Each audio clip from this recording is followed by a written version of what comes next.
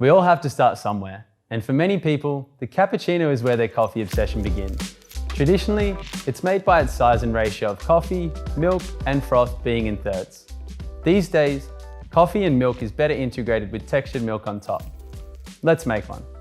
First, purge your group head and preheat your portafilter. Remove and then dry before grinding. Next, grind your freshly roasted beans, aiming for around a 19-gram dose. Give the portafilter a few gentle taps like this to settle the grounds before tamping on a nice level surface. The most important thing is consistent pressure every time, then visually check that your tamper is level.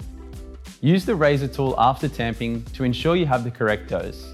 It precisely controls the height of the tamped coffee, a critical variable. Place the portafilter firmly into the group head. Before you start your shot, make sure you set your cup underneath. Today we're splitting our shot between 2 cups. Hit the 2-cup button and let the machine work its magic. Espresso should drop from the spouts at around 8 to 10 seconds. What we're looking for is a flow that looks like warm honey. This classic coffee deserves a little extra love, so we're dusting chocolate powder into the espresso. Next, I'm going to texture the milk. Now with a cappuccino, I'm aiming for a different milk texture than say a latte.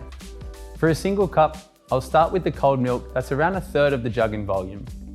The reason is I'm going to steam the milk to create microfoam, and that will end up being double the volume of the original. Before we begin, purge to clean out the steam wand, clearing condensation and milk residue. Place the steam wand around 1/2 inch into the milk and open the steam valve so it starts to draw the air near the milk surface. Lower the jug after a few seconds to introduce air to the milk surface, and remember, if it screeches, lower the jug further. The key here is texture first and then temperature. In texturing the milk, I'm aiming for a temperature of around 140 to 150 degrees Fahrenheit or 60 to 65 degrees Celsius. A good manual indicator is when the jug becomes too hot to touch. For non-dairy, I would recommend not going over 130 degrees Fahrenheit or 55 degrees Celsius, as the milk can start to separate or curdle.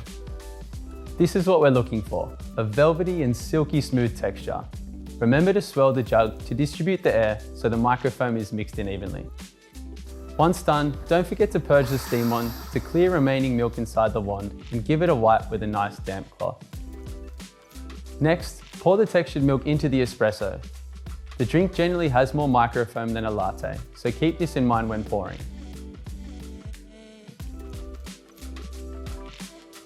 And that's how to make a cafe quality cappuccino at home.